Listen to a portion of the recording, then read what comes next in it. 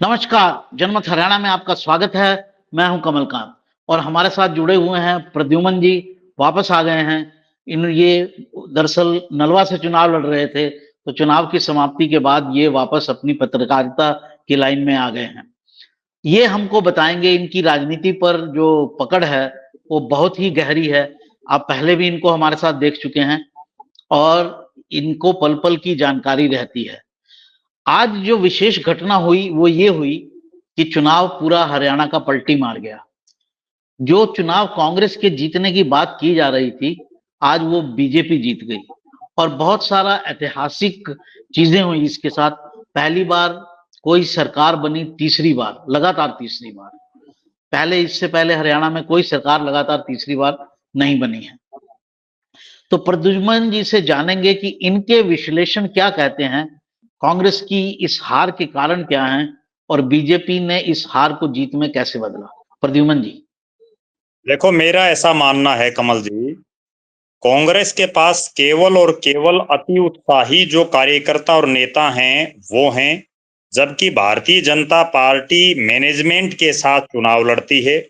हमने पिछले 15 साल के इतिहास में या 20 साल के इतिहास में अगर देखें तो कांग्रेस पार्टी बड़ी बड़ी रैलियां करती है। उनके छोटे कार्यक्रम में जहां दीपेंद्र हुड्डा या चौधरी भूपेंद्र सिंह हुड्डा जाते हैं वहां भी हजारों की भीड़ हो जाती है, जबकि खुद मुख्यमंत्री नायब सैनी हो या मनोहर लाल खट्टर जी हों, उनके कार्यक्रम में लोग सैकड़ों की संख्या में होते हैं, लेकिन वो लोग अनुशासित रहते हैं।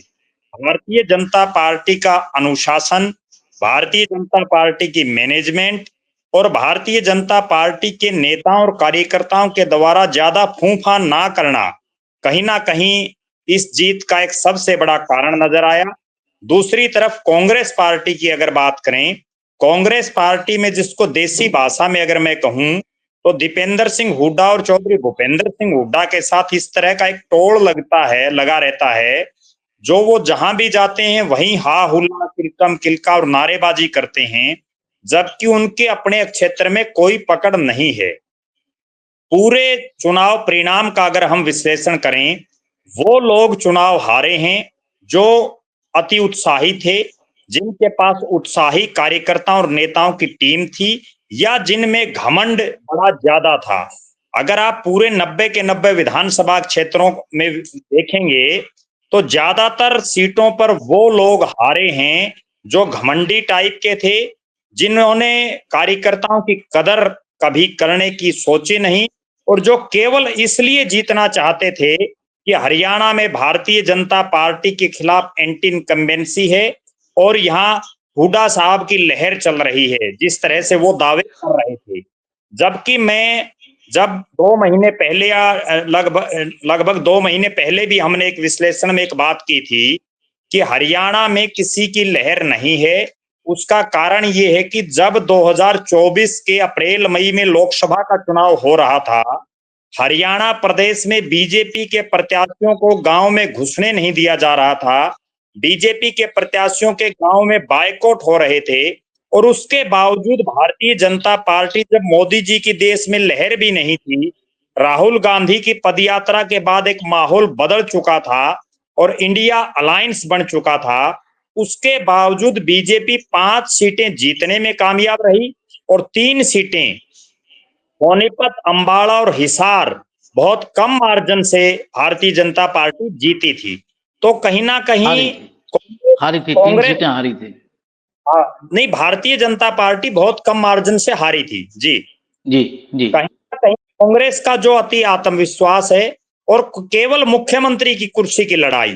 और एक और बहुत बड़ी बात मैं बताऊं, जब टिकटों का वितरण हुआ, हालांकि भारतीय जनता पार्टी ने भी बहुत जगह ऐसे लोगों को टिकटें दी जो जीतने के काबिल नहीं थे, लेकिन कांग्रेस पार्टी में तो ज्यादातर जगह हुड्डा साहब की एक तरफा चली और हुड्डा साहब ने अपने चहेतों को टिकट दिलाई और उन चहेतों ने जो ही टिकट मिली ये समझ लिया कि अब हम विधायक भी बन गए और मंत्री भी बनना है।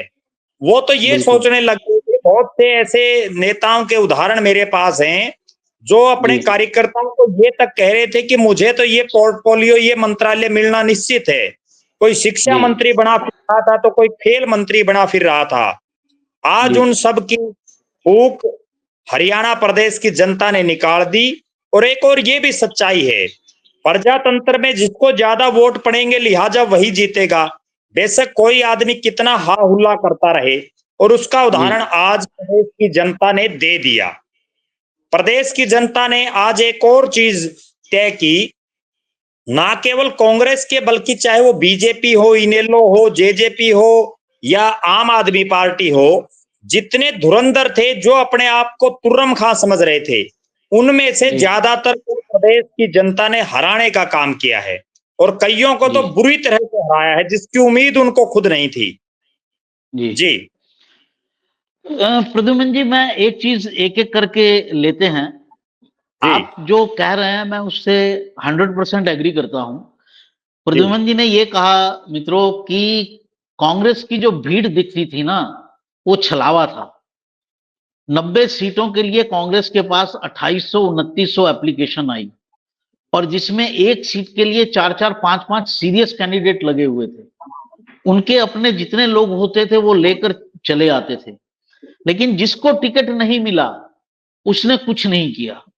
तो जो हजारों के लोग उनकी रैलीज में आते थे, वो सब अल्टीमेटली छलावा साबित हुए, क्योंकि उन्होंने से ज्यादातर ने कोई काम ही नहीं किया, सिर्फ वही व्यक्ति काम कर रहा था। ये प्रद्युमन जी ने समझाया। क्या मैं ठीक हूं प्रद्युमन जी? जी जी बिल्कुल, मैं आपकी बात से सहमत हूं। और दूसरी एक बड़ी बात और बताऊं मैं, जिन 2800 लोगों का आप जिक्र कर रहे हैं, उनमें से बहुत से तो ऐसे थे जो पति पत्नी दोनों ने फार्म भरे हुए थे, कहीं पिता पुत्र ने फार्म भरा हुआ था। तो कहीं ना कहीं एक तरह से कांग्रेस के शीर्ष नेतृत्व की आंखों में धूल झोंकने का काम किया जा रहा था। और यहां मैं एक बहुत बड़ी जो भूल मानता हूं कांग्रेस की, वो ये है कि कांग्रेस के शीर्ष नेतृत्व ने बिना मेरिट की टिकटें बांटी, ऐसे ऐसे लोगों को टिकटें बांटी जिनका उस विधानसभा क्षेत्र में कोई बहुत लंबा चौड़ा वजूद नहीं था। हालांकि उनमें से कईयों ने टक्कर दी, लेकिन वो टक्कर केवल इसलिए दी कि हरियाणा में लोग बीजेपी के 10 साल का जो शासन था उससे जो लोग परेशान थे, उन्होंने कांग्रेस के प्रत्याशियों को वोट दिया, ना कि उन जी प्रत्याशियों का अपना कहीं कोई प्रभाव दिखाई दिया। अगर आप जी ओवरऑल बात करें, पार्टी का प्रदेश अध्यक्ष तक चुनाव जब हार जाता है, तो इससे आप जी अंदाजा लगा सकते हैं कि पार्टी की क्या हालात हो गई। और जो चौधरी जी भूपेंद्र सिंह रोहतक, सोनीपत और झज्जर को अपना घर समझ रहे थे, उस रोहतक, सोनीपत, झज्जर में देखिए आप कहां क्या हालात हैं। बहादुरगढ़ जी की सीट जिसको दीपेंद्र सिंह हुड्डा अपनी प्रतिष्ठा से जोड़े हुए थे, उस बहादुरगढ़ जी की सीट की बात देखिए आप कांग्रेस के प्रत्याशी की। जी जी जी प्रद्युमन जी, एक चीज मैं ये पूछना चाहूंगा, और मेरा ये मानना है कि भूपेंद्र जी सिंह हुड्डा जो हैं वो अब कांग्रेस पर लायबिलिटी हो गए, जी और उनके उसके कई कारण हैं। एक तो जब भूपेंद्र सिंह हुड्डा रहते हैं, एक तो वो अपनी जी मर्जी करते हैं, मर्जी चलाते हैं, या पार्टी जी तोड़ने की धमकी देते हैं, तो इसमें जी आला कमान फंस जाता है, पहली बात। दूसरी बात, अगर भूपेंद्र सिंह हुड्डा रहते हैं तो उनका फोकस एक ही समुदाय पर रहता है। जब जी से भूपेंद्र सिंह हुड्डा के हाथ में कमान आई है, कांग्रेस जो जी है वो मुख्यतः जाट आधारित पार्टी हो गई है, जबकि जी उससे पहले ऐसा नहीं था, सभी समुदायों का वोट मिलता था। इसमें क्या जी है, ये एक स्ट्रेंथ है, लेकिन एक लाइबिलिटी भी है कि आप उससे आगे बढ़ नहीं सकते। जब उनका जी नाम आता है तो दूसरा वर्ग इकट्ठा होना शुरू हो जाता है। इस बार का जी चुनाव तो इस चीज का पक्का प्रमाण है कि अगर आप उनको आगे करोगे तो दूसरा जो वोट है, जो उनके समुदाय से नहीं है, वो इकट्ठा होकर कांग्रेस को हराने में जुट जाता है। देखो, आप जो बात कह रहे हो मैं उससे भी बड़ी एक बात और बताऊं। जब हम ये समझते हैं कि चौधरी भूपेंद्र सिंह हुड्डा के साथ जाट समुदाय का वोट है, हरियाणा में जो जाट डोमिनेटेड जिन सीटों को माना जाता है और जिनमें सबसे ज्यादा जाट हैं, उनमें बाडड़ा और उचाना दो सीटें ऐसी हैं जिनको सबसे ज्यादा जाट बाहुल्य सीटें माना जाता है। और आज आप दोनों सीटों का परिणाम देख लीजिए। बारडा में तो चौधरी भूपेंद्र सिंह हुड्डा ने अपनी मनमर्जी चलाते हुए गागड़वास जो लोहारू में है, वहां से सोमवीर सांगवान को टिकट दिया, जो चौधरी बंसीलाल जी के दामाद हैं।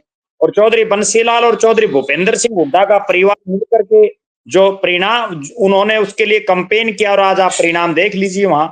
कहीं ना कहीं जिस जाट डोमिनेटेड हम ये समझते हैं कि उन क्षेत्रों में हुड्डा साहब का प्रभाव है, वहां भी इस चुनाव ने ये तय कर दिया।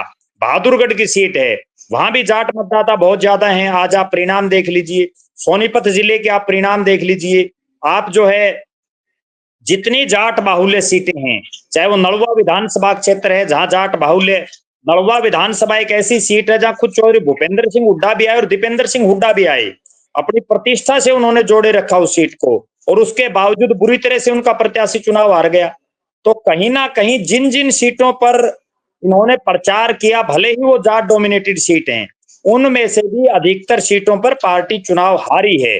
बड़े बड़े जो धुरंधर थे वो चुनाव हारे हैं। और मुझे ये कहने में भी कोई संकोच नहीं है कि जहां जहां कांग्रेस जीती है, वहां भी कांग्रेस केवल इसलिए जीती है कि वहां भारतीय जनता पार्टी के जो प्रत्याशी थे वो या तो मजबूत चेहरे नहीं थे या दूसरा उनका विरोध था। वहां भी लोग हो सकता है कांग्रेस को पटकनी दे देते। जी जी। अ, आप एक चीज और देखिए कि जहां जहां राहुल गांधी गए, जिन 4 मैं एक सीटों पर उन्होंने जी, मैं 1 मिनट आपको और रोकना चाहता हूं। मैं एक जी, बड़ी बात और कहना चाहता हूं और एक गंभीर बात कहना चाहता हूं। जो जाट समुदाय ये समझता है कि चौधरी भूपेंद्र सिंह हुड्डा ही उनके सर्वे सर्वा हैं, आप 10 जी, साल का चौधरी भूपेंद्र सिंह हुड्डा का कार्यकाल उठा करके देखिए। उन 10 साल में उन्होंने कितने कैबिनेट मंत्री जाट समुदाय के बनाए, उन्होंने कितने चेयरमैन जाट समुदाय के बनाए, कांग्रेस पार्टी ने कितने जाट चेहरों को टिकटें दी। अगर आप इसका ओवरऑल कंक्लूजन निकालेंगे तो आपको ये अंदाजा हो जाएगा कि जाट समाज के चौधरी भूपेंद्र सिंह हुड्डा कितने बड़े हितैषी हैं। वो तो उस किसी नेता को इस समुदाय में से उठने नहीं देना चाहते हैं। जो छोटे कद के होंगे उनको कुछ दे देंगे, जिसका कद जी भी थोड़ा बड़ा होने लगेगा उसको काट दिया जी जाएगा। बिल्कुल। क्या कहना है आपका? नहीं, मैं आपकी बात से सहमत हूं।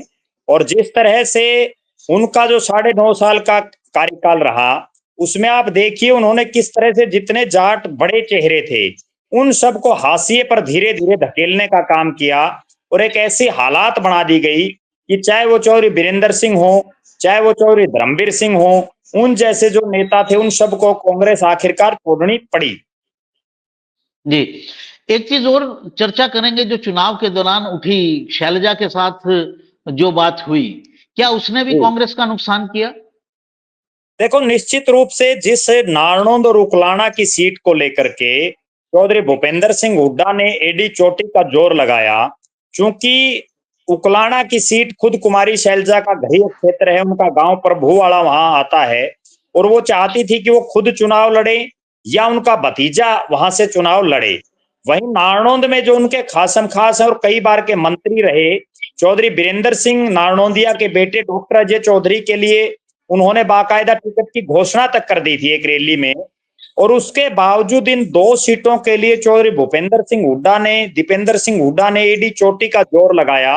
और उसका परिणाम ये रहा कि कुमारी शैलजा प्रचार से लगभग लगभग दूर रही, और आखिर के भी 3-4 दिन में वो अनमने से मन से आई, और उन्होंने अधिकतर उन्हीं सीटों पर चुनाव प्रचार किया जहां उनके नजदीकी या अंबाड़ा और सिरसा पार्लियामेंट से में ही वो ज्यादातर सीमित रही।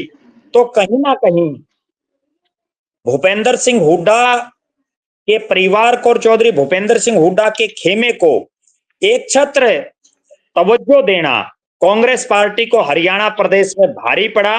और उसी का ये नतीजा रहा कि अब जो है कांग्रेस को सत्ता से दूर हुए 15 साल हरियाणा में हो जाएंगे। जी। अ, राहुल गांधी भी हरियाणा में आए और 4 जगह उन्होंने मुख्यतः रैली की, बाकी जगह जी थोड़ी सी रोड शो भी किए। असंध में, जी करनाल में, बरवाला में और हिसार में, चारों सीटों पर कांग्रेस हार गई। इसके बारे जी में क्या बिल्कुल। कहेंगे? देखो, राहुल गांधी का मेरा ऐसा मानना है निजी तौर से कि राहुल गांधी का अपना खुद का कोई हरियाणा प्रदेश में बहुत बड़ा जादू नहीं है। और राहुल गांधी ठीक है, उन्होंने पदयात्रा की, उस जो भारत जोड़ो यात्रा निकाली, उसके बाद देश में वो एक चेहरा बन गए। लेकिन उनके साथ सबसे बड़ी समस्या क्या है कि वो 24 घंटे 365 दिन के पॉलिटिशियन नहीं है। वो बीच बीच में गैप लेते रहते हैं, और वो जो ब्रेक लेते हैं उस ब्रेक से उनका जो एक लोगों में जो उनकी एक भावना है समझने की, वो कहीं ना कहीं दूसरे टाइप की हो जाती है। जहां जहां उन्होंने रैलियां की, आपने जैसा बताया, वहां वहां कांग्रेस के प्रत्याशी हारे और कई जगह तो बुरी तरह से हारे। मेरा ऐसा मानना है कि राहुल गांधी का कोई करिश्मा हरियाणा प्रदेश में नहीं चला, और ना केवल राहुल गांधी का, बल्कि जहां जहां चौधरी भूपेंद्र सिंह हुड्डा हो, दीपेंद्र सिंह हुड्डा हो, या जितने बड़े चेहरे हैं, उन्होंने अपने कार्यक्रम किए, उनमें ज्यादातर सीटों पर कांग्रेस हारी है। जी, आपको लगता है कि कांग्रेस प्रदेश नेतृत्व को लेकर कोई पुनर्विचार करेगी अपनी स्ट्रेटजीज में? देखो, निश्चित रूप से अगर कांग्रेस पार्टी को हरियाणा प्रदेश में जिंदा रहना है राजनीतिक रूप से कांग्रेस पार्टी को हरियाणा प्रदेश में कुछ ना कुछ करना है, क्योंकि हरियाणा दिल्ली को तीन तरफ से घेरे हुए है, और दिल्ली चूंकि देश की राजधानी है, तो हरियाणा में कांग्रेस जब तक स्ट्रांग नहीं होगी, तब तक केंद्र में भी उसके लिए बहुत ज्यादा जो है कर गुजरने के लिए नहीं बचेगा। हरियाणा प्रदेश में उसको तुरंत प्रभाव से अपनी स्ट्रेटेजी में परिवर्तन करना चाहिए, और जो चले हुए नेता हैं, या जो नेता ये चाहते हैं कि हम ही सब कुछ हैं, उन सब को दरकिनार करते हुए, नए चेहरों को आगे लाते हुए, जो है नए चेहरों को आगे लाना होगा, तभी कांग्रेस पार्टी हरियाणा प्रदेश में सर्वाइव कर पाएगी। वरना जिस तरह से हरियाणा प्रदेश में इंडियन नेशनल लोकदल का एक समय सिक्का चलता था, और आज देखिए इंडियन नेशनल लोकदल के सबसे बड़े जो नेता हैं वो चुनाव हार गए, उसी तरह से ये हालात कांग्रेस पार्टी में भी धीरे धीरे बनेगी। भले ही चौधरी भूपेंद्र सिंह हुड्डा खुद एक तरफा चुनाव जीत गए हों, लेकिन असली नेता वही होता है जो अपने साथ लगती सीटों पर या अपने आसपास या जिन सीटों पर उसका प्रभाव हो, वहां वो जिता सके। कांग्रेस पार्टी को तुरंत प्रभाव से, और मेरा तो ऐसा मानना है निजी तौर पर कि चौधरी भूपेंद्र सिंह हुड्डा, क्योंकि अब नई विधानसभा बनी है, लिहाजा उनका तो नेता प्रतिपक्ष एक तरह से चला गया है, अब दोबारा कौन नेता प्रतिपक्ष होगा, और चौधरी उदय भान जी को तुरंत प्रभाव से इस्तीफा दे देना चाहिए। जी, तो साथियों, इस चुनाव के बाद से हरियाणा में नए किस्म की राजनीति की शुरुआत होगी, कम से कम कांग्रेस में। कांग्रेस को नई लीडरशिप की बेहद जरूरत है। ये जो लीडरशिप है, ये थोड़ी लायबिलिटी बनती नजर आ रही है, क्योंकि कांग्रेस के पास इस चुनाव में वापसी का सबसे अच्छा मौका था, क्योंकि एंटी इनकम्बेंसी था, और इस चीज से आप समझ सकते हैं कि मनोहर लाल खट्टर को हटाना पड़ा बीजेपी को, और एक नए नेता को लाना पड़ा। तो कहीं ना कहीं बीजेपी के अंदर भी इस चीज का आभास था कि जो पुरानी लीडरशिप है उसको चेंज करके लाना पड़ेगा, तभी जीतने के चांसेस बनेंगे। उन्होंने वो रिस्क लिया और उसमें वो कामयाब भी हुए। ये एक्सपेरिमेंट कांग्रेस को भी करने पड़ेंगे अगर उसे हरियाणा के अंदर जीवित रहना है या फलना फूलना है।